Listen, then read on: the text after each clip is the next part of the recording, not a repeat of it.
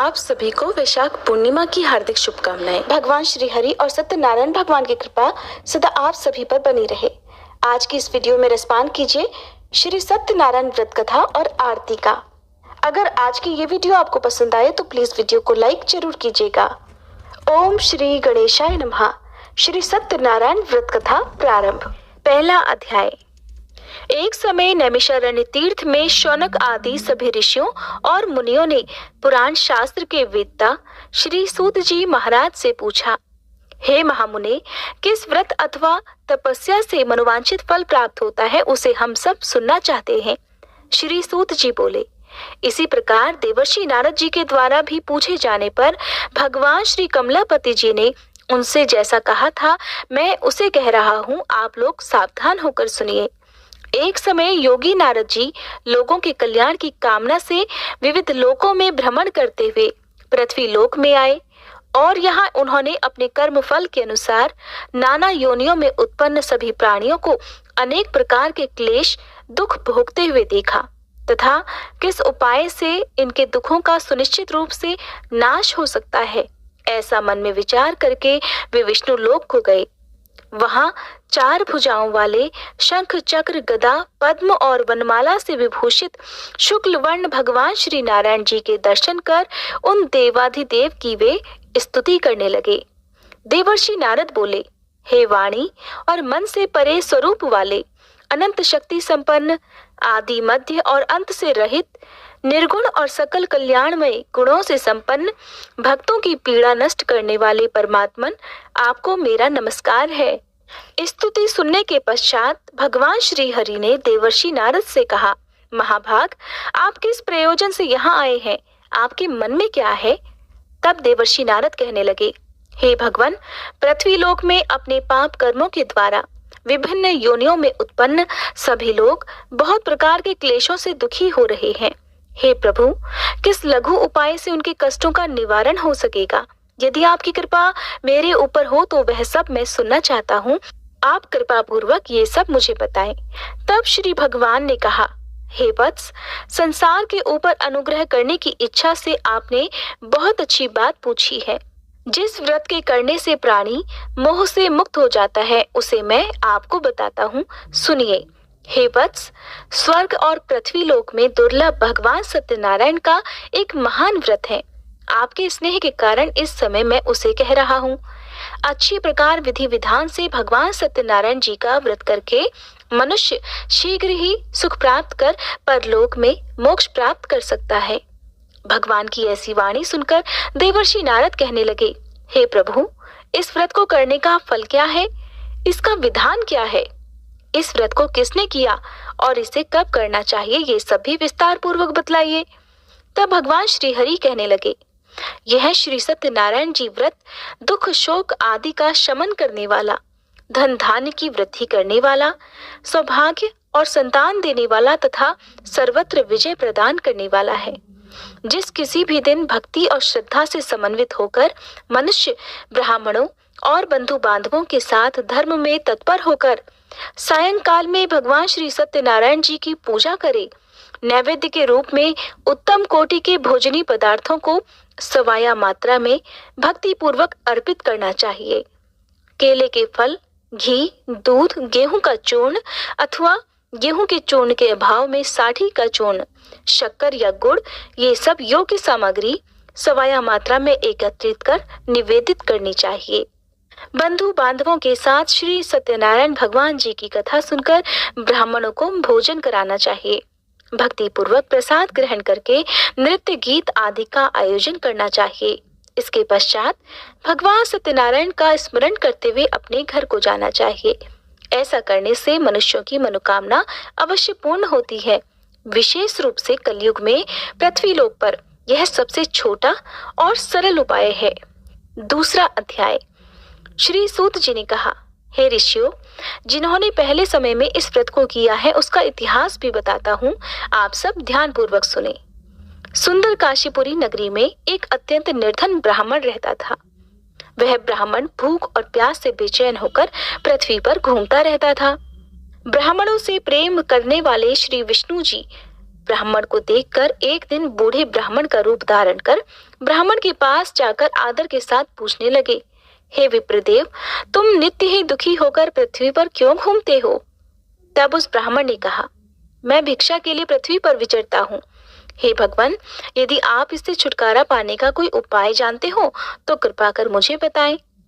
वृद्ध ब्राह्मण का रूप धारण किए श्री विष्णु जी ने कहा, हे ब्राह्मण, श्री सत्यनारायण भगवान मनोवांछित फल देने वाले हैं, इसलिए तुम उनका पूजन करो। इससे मनुष्य सब दुखों से मुक्त हो जाता है। ब्राह्मण को व्रत का सारा विधान बताकर बूढ़े ब्राह्मण का रूप धारण करने वाले श्री भगवान जी अंतर्ध्यान हो गए। जिस व्रत को वृद्ध ब्राह्मण ने बताया है, मैं उसे अवश्य करूंगा, ऐसा निश्चय कर वह ब्राह्मण घर चला गया। अगले दिन वह जल्दी उठा और श्री सत्यनारायण जी का व्रत करने का निश्चय कर भिक्षा मांगने के लिए चल दिया। उस दिन उसको भिक्षा में बहुत सारा धन मिला, जिससे उसने पूजा का सामान खरीदा और घर आकर अपने बंधु बांधवों के साथ श्री सत्यनारायण जी का व्रत किया। ऐसा करने से वह ब्राह्मण सब दुखों से छूटकर अनेक प्रकार की सुख समृद्धियों से युक्त हुआ। तभी से वह ब्राह्मण हर मास यह व्रत करने लगा।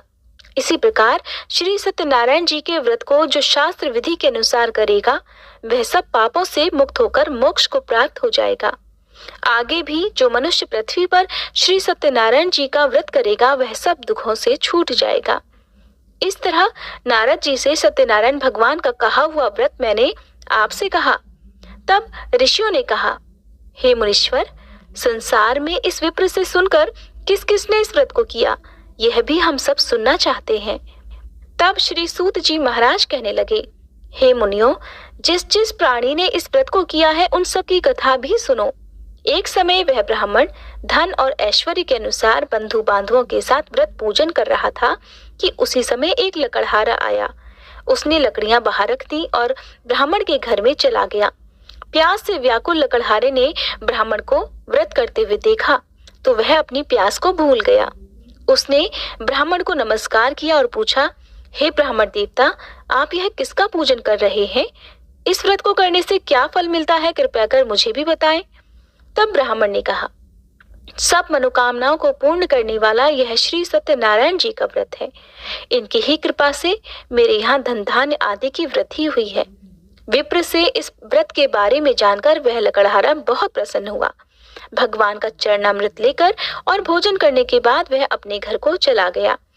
अगले दिन लकड़हारे ने अपने मन में निश्चय किया कि आज गांव में लकड़ी बेचने से जो भी धन मिलेगा, मैं उसी से भगवान सत्यनारायण का उत्तम व्रत करूंगा।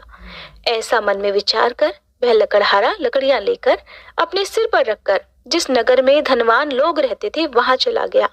उस दिन लकड़हारे को लकड़ियों के बदले चौगुने दाम मिले। अब वह बूढ़ा लकड़हारा बहुत प्रसन्न होकर पके केले, शक्कर, शहद, घी, दूध, दही और गेहूं का चूर्ण इत्यादि श्री सत्यनारायण भगवान के व्रत की सभी सामग्री लेकर अपने घर आ गया। फिर उसने अपने बंधु बांधवों को बुलाकर विधि विधान के साथ भगवान की पूजा और व्रत किया। उस व्रत के प्रभाव से वह बूढ़ा लकड़हारा धन पुत्र आदि से युक्त हुआ और संसार के समस्त सुख भोगकर वैकुंठ को चला गया। तीसरा अध्याय। श्री सूत जी ने कहा, हे श्रेष्ठ मुनियों, अब एक और कथा कहता हूँ। पूर्व काल में उल्कामुख नाम का एक बुद्धिमान राजा था। वह सत्य वक्ता और जितेंद्रिय था। प्रतिदिन मंदिरों में जाता और गरीबों को धन देकर उनके कष्ट दूर किया करता था। उसकी पत्नी सुंदर और सती साध्वी थी। भद्रशिला नदी के तट पर उन दोनों ने श्री सत्यनारायण भगवान जी का व्रत किया। साधु नामक एक वैश्य राजा को व्रत करते देखकर उनसे पूछने लगा, हे राजन, भक्ति युक्त मन से आप यह क्या कर रहे हैं? मेरी सुनने की इच्छा है। तब महाराज उल्कामुख ने कहा, हे साधु वैश्य, मैं अपने बंधु बांधवों के साथ संतान प्राप्ति के लिए महाशक्तिमान सत्यनारायण भगवान जी का व्रत और पूजन कर रहा हूँ।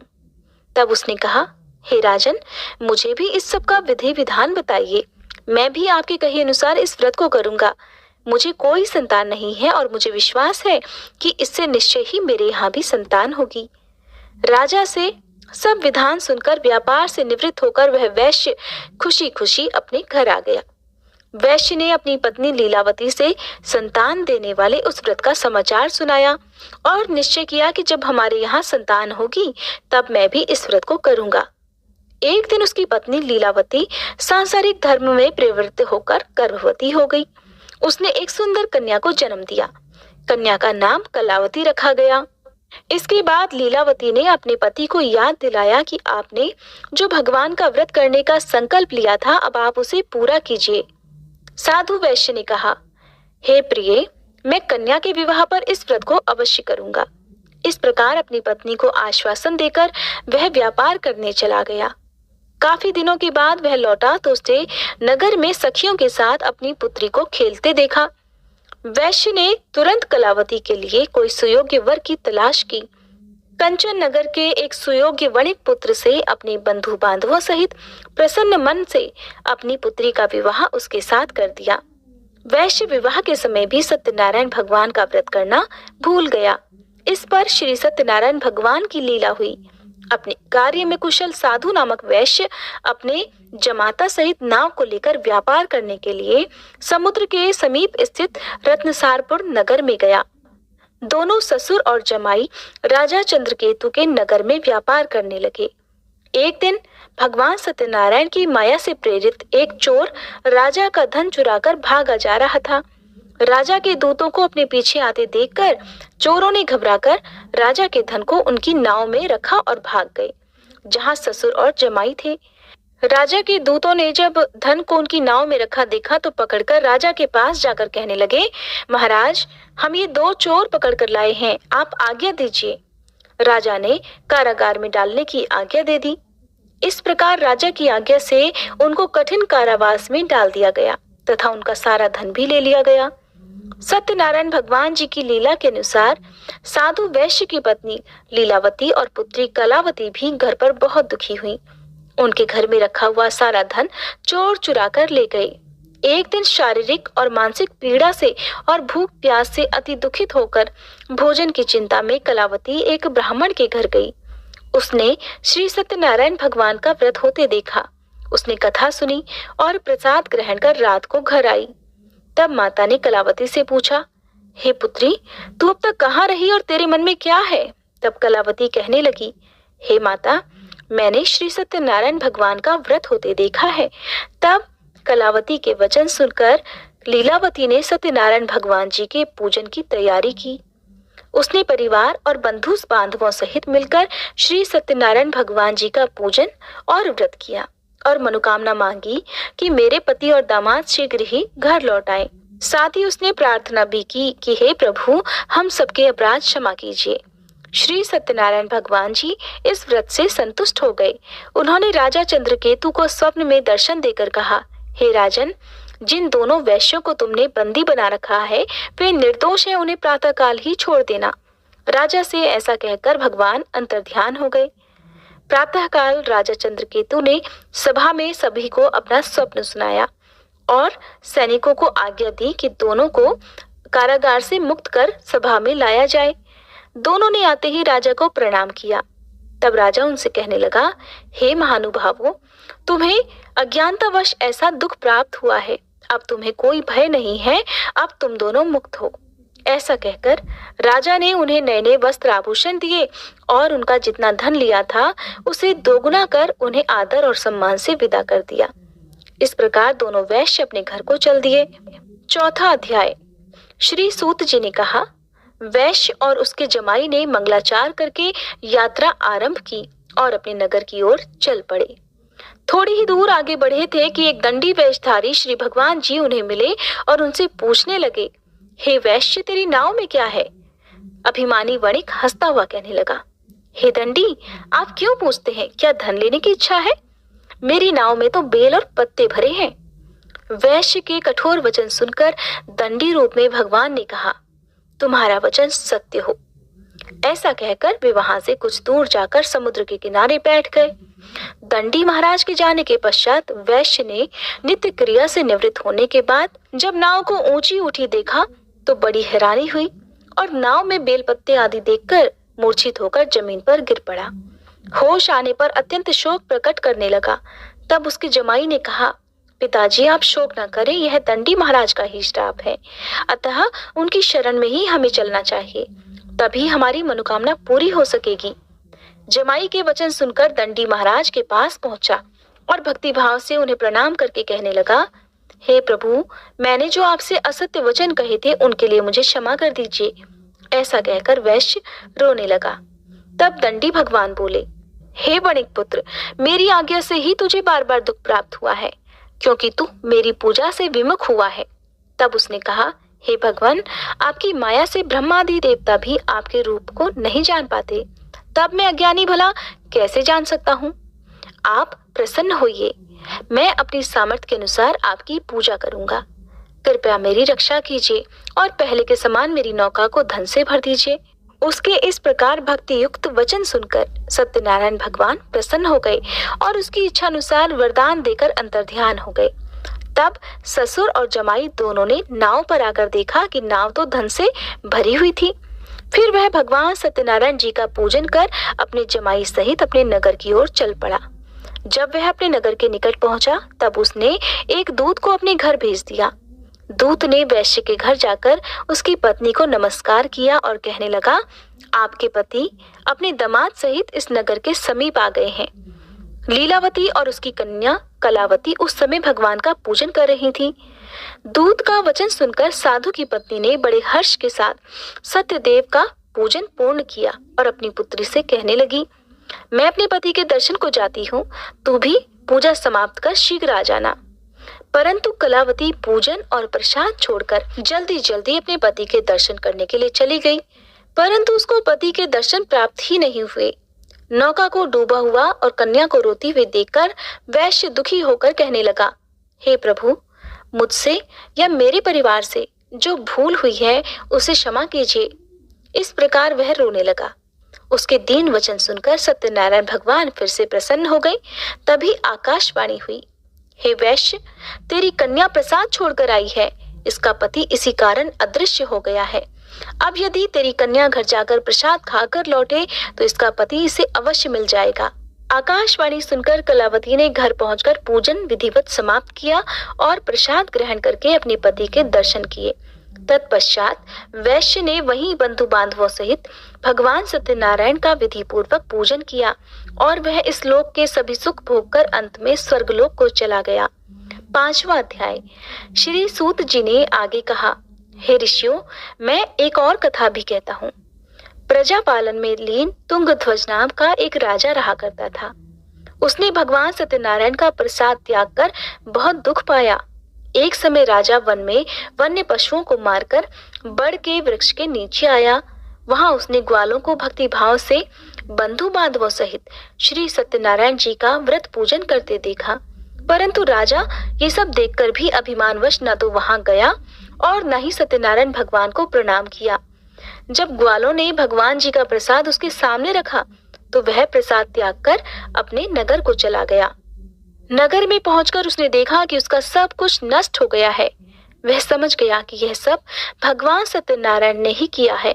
तब वह वापस उसी स्थान पर आया और ग्वालों के पास गया और विधि पूर्वक पूजन कर प्रसाद ग्रहण किया तो सत्यनारायण भगवान की कृपा से सब कुछ पहले जैसा ही हो गया और फिर वह सारे सुख भोग कर अंत में स्वर्गलोक को चला गया।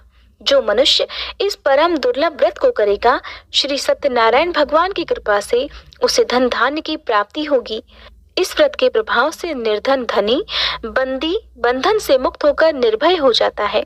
संतानहीनों को संतान प्राप्ति होती है और सभी मनोरथ पूर्ण होकर अंत में वह वैकुंठ धाम को जाता है। जिन्होंने पहले इस व्रत को किया, अब उनके दूसरे जन्म की कथा भी सुनिए। शतानंद नामक ब्राह्मण ने सुदामा के रूप में जन्म लेकर भगवान कृष्ण की भक्ति कर मोक्ष प्राप्त किया। उल्कामुख नाम के महाराज राजा दशरथ बने और श्री रंगनाथ जी का पूजन कर वैकुंठ को प्राप्त हुए। साधु नाम के वैश्य ने धर्मात्मा और सत्य प्रतिज्ञ राजा मोरध्वज बनकर अपने पुत्र को आरे से चीरकर मोक्ष को प्राप्त हुए। महाराज तुंगध्वज स्वयंभू मनु हुए। उन्होंने बहुत से लोगों को भगवान की भक्ति में लीन कर मोक्ष प्राप्त किया और वह लकड़हारा भील अपने अगले जन्म में गुह नामक निषाद राजा हुआ, जिसने भगवान श्री राम के चरणों की सेवा कर मोक्ष प्राप्त किया। सत्यनारायण भगवान व्रत कथा समाप्त। अब सुनिए श्री सत्यनारायण भगवान की आरती। ओम जय लक्ष्मी रमणा स्वामी, जय लक्ष्मी रमणा। सत्यनारायण स्वामी, सत्यनारायण स्वामी, जनपातक हरणा। जय लक्ष्मी रमणा। रत्न जटित सिंहासन अद्भुत छवि राजे, स्वामी अद्भुत छवि राजे। नारद करत निराजन घंटा ध्वनि बाजे। जय लक्ष्मी रमणा। प्रकट भय कलि कारण द्विज को दर्श दियो। बूढ़ो ब्राह्मण बन के कंचन महल कियो। जय लक्ष्मी रमणा। दुर्बल भील कराल जिन पर कृपा करी, स्वामी जिन पर कृपा करी। चंद्रचूर्ण एक राजा तिनकी विपत्ति हरी। जय लक्ष्मी रमणा।